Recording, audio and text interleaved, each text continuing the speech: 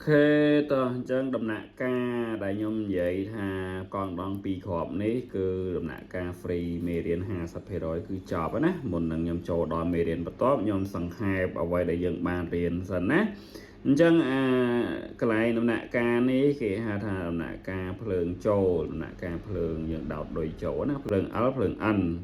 ตอบมาเทียดยังวานเรียนดำหนักกาปีขอบนี่นะดำหนักกาปีขอบนี่คือหาแต่ดำหนักกาอาเซฟิลเตอร์นะอาเซฟิลเตอร์ยังอยู่แล้วนะบานเรียนคืออยู่ไล่อาเซฟิลเตอร์นั่งใส่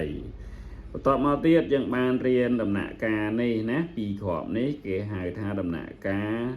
เซฟทีนะเซฟทีนะบานเรียนหายmộtเรียนขังด้ามคือยังใหญ่ปีเซฟทีមានការងារអីខ្លះអាហ្នឹងគេហៅស្អីក្របពីហ្នឹងគេហៅស្អីខ្លះយល់ណា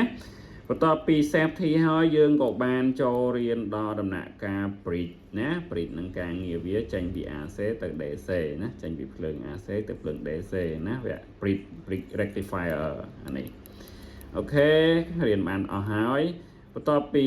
bridge ហើយយើងចូលដល់ដំណាក់កាលដែលយើងតបញ្ចប់ឲ្យហ្នឹងគឺដំណាក់កាល DC filter ណាយើងច្រោះភ្លើង DC ដើម្បីបានភ្លើងស្អាតយកទៅប្រើយើងមិនមែនយកភ្លើង DC យើងយកទៅប្រើភ្លាមទេគឺយើងច្រោះវាឲ្យស្អាតហើយបានយើងយកភ្លើងទៅប្រើណាអញ្ចឹងដំណាក់កាលហ្នឹងគឺជាដំណាក់កាលបញ្ចប់នៅមេរៀន free អញ្ចឹងយើងនៅសល់ 50% ទៀតបន្ទាប់ពីយើងបានដល់ចុងក្រោយនេះបានភ្លើង DC ស្អាតហើយយើងត្រូវភ្ជាប់ទៅអីគេខ្លះណានៅក្នុង board យើងនេះអញ្ចឹងនេះដំណាក់កាលក្របចុងក្រោយនេះថាតើដំណាក់កាលក្របចុងក្រោយនេះបានភ្លើងស្អាតហើយយើងយកទៅប្រើមិនខ្លះនៅក្នុងប្លុកនេះប្លុកខាងក្រោយនេះយើងប្រើមិនខ្លះចប់ប៉ុណ្ណឹងគឺស្មើនឹងយើងចេះ power supply ហើយណាអញ្ចឹងមេរៀនបន្ទាប់